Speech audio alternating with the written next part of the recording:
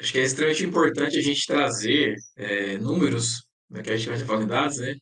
Quando a gente for falar de projetos de BI. Então, uma das últimas coisas que eu trabalhei no meu time de dados foi trazer a ideia de FinOps. Porque a cada dado que você vai enriquecendo, então, ou seja, você vai trazer dados do crediário e você vai fazer a junção desses dados do crediário com os dados de comercial, por exemplo. Então, eu quero saber o que eu vendi, mas eu também quero saber o que eu vendi no crediário, porque na verdade é onde eu ganho dinheiro. Então, para você fazer todo esse tratamento desses dados, isso tem custo. E aí, esse custo, eu acho que ele precisa ser compartilhado e verbalizado com a área que está demandando do dado. Então, a área de dados, se for uma área que está voltada para ser um centro de serviço de dados, o COI, ela vai estar olhando muito para garantir que essa plataforma de dados esteja disponível. Então, a gente era responsável por deixar a plataforma de dados para a matriz, que a gente tinha mais de 200 funcionários, mas também para quase 1.000 funcionários que estão nas lojas. Então, isso tem um custo. Então, quando a gente vai pensar num projeto de BI, é extremamente importante a gente pensar em processos que vão nos ajudar nessa questão do planejamento e também na análise financeira, porque isso ajuda muito a gente evitar de você ir alterando o escopo mediante a execução do projeto. Então, a gente usava um Canvas, e esse Canvas era um Canvas que primeiro olhava para o porquê você está fazendo, e aí você tinha que explicar muito bem o porquê, em 4 quadrantes lá, bem simples. E aí depois a gente ia para um outro canvas que olhava muito para o quê a gente estava fazendo. E aí o tempo foi dando maturidade para a gente poder discutir muito com as áreas de negócio. O porquê eu estou fazendo e o que eu estou fazendo e depois o quanto isso custa.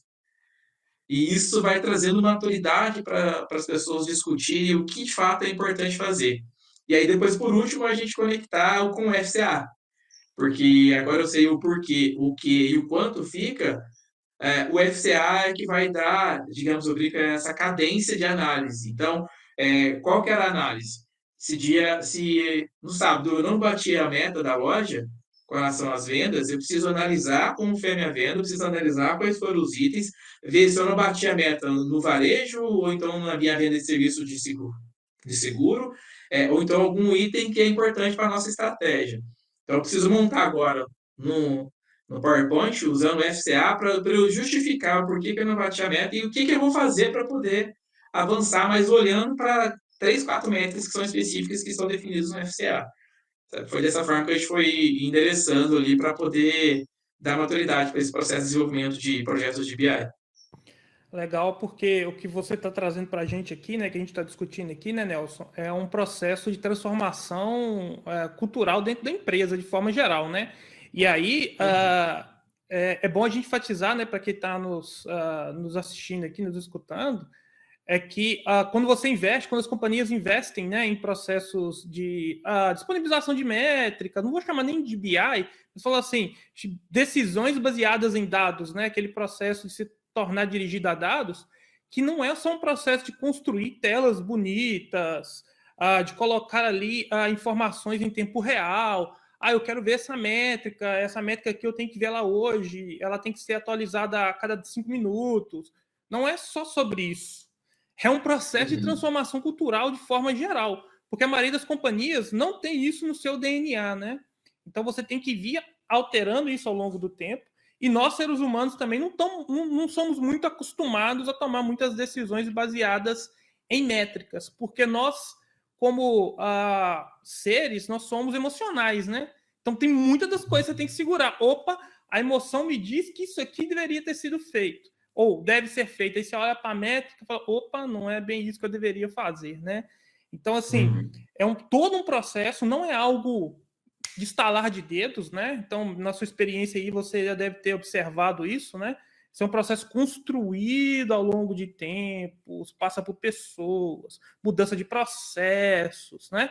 Até que você diga, não, realmente essa empresa aqui está sendo dirigida a dados hoje, né? Não é de uma hora para outra, né, Nelson?